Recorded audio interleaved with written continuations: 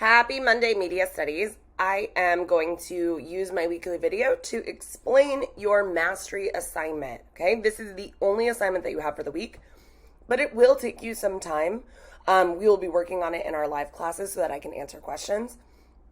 But I'm going to go through the instructions first. So, social media mastery assignment, it is worth 50 points. I will link this video here on the assignment so that you can watch it again if you need to. Okay, so the directions are: complete each of the following tasks. Please do your best. Answer questions completely. Reread your writing for mistakes. Remember, this is a mastery assignment, so I expect you to take it seriously. And again, this is the only assignment you have this week, so please take it seriously. Part 1, use each of the following vocabulary words in an original sentence. That means you wrote it. Each sentence is worth 2 points. 1 point for using it correctly and 1 point for originality, okay? You can Google these words for examples, but I should not be able to copy and paste your sentence into Google and find that sentence perfectly, okay?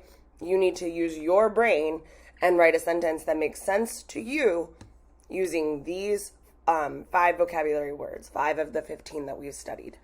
So censorship, disinformation, deplatform, sponsored content, and cancel culture. It's important that you do a good job on this part because it's actually going to help you. Knowing these words is going to help you do part 2, which is worth a lot more than 10 points. Okay, so part 2. This is the big part of the assignment. You're going to argue whether or not Twitter had the right to deplatform Donald Trump. Remember, that has a lot to do with the Edpuzzle that was expected that you guys did last week. Yeah, last week. Okay? So make sure if you need to stop and go do the Edpuzzle first so that you can have more background information, that is wise. Remember, in all of your classes, you need to be doing your assignments in order. All right, you need to use 3 to 4 facts to support your argument.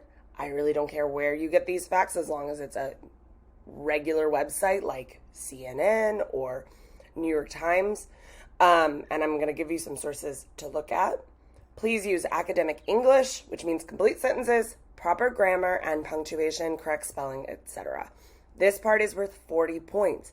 That's worth a whole lot more than the vocabulary, so you're going to want to do a good job on this. All right, so a few things just to remember. This is not about whether or not you like Trump or agree with what he has had to say. This is about censorship, one of the vocab words, freedom of speech, the ability to say and express yourself, and then the role of social media in these things, okay? So it doesn't really have to do with Trump in particular. We're just using Trump as an example. Here are some resources to help you write your argument. So each one of these is a link. And these are some good questions to consider when writing.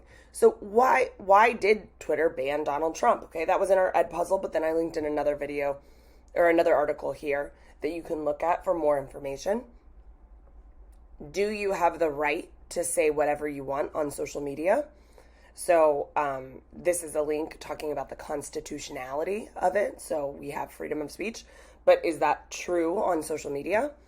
And then is hate speech, which is something many people have been accused of doing on social media, is that still protected by our Constitution?